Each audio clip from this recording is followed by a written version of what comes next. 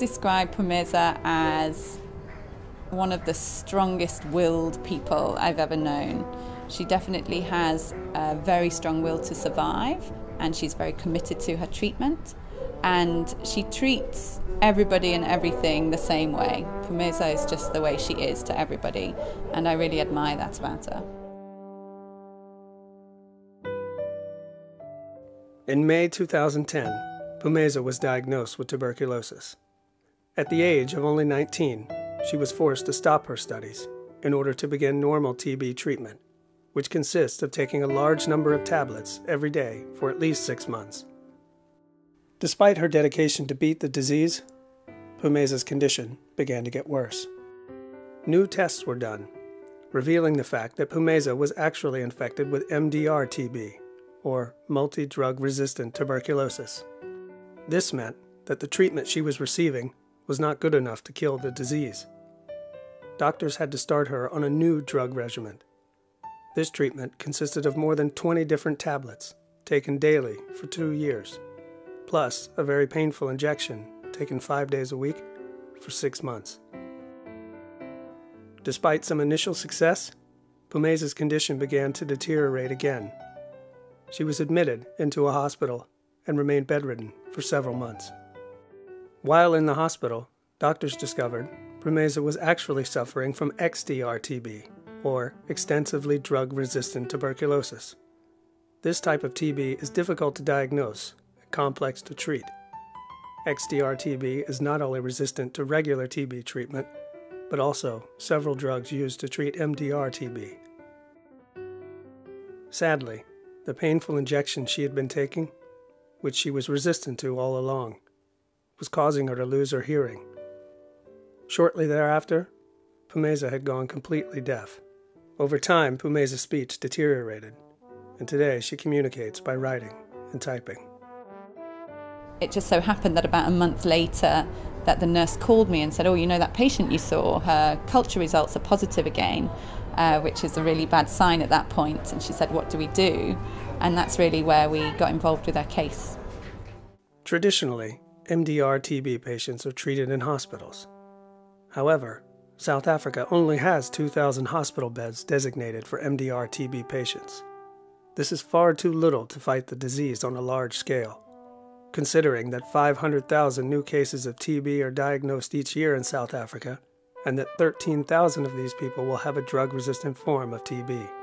In Khayelitsha, MSF has shown how MDR-TB patients can be treated outside of hospitals and closer to their homes. The Lizo Nabando TB Care Center, located in the heart of Khayelitsha, is part of this decentralized approach. Recently, the South African health authorities have endorsed this community-based method of treating TB. In 2011, when Phumeza had run out of options, she was admitted into Lizo Nabando. Lizo Nabando is a subacute inpatient facility, which means it's a facility where drug-resistant TB patients can come to receive treatment on a short-term basis. Here, Phumeza was given an individually tailored drug regimen, which meant taking over 20 pills daily for 2 years. Many of the pills she had to take actually made her feel sicker than the disease itself.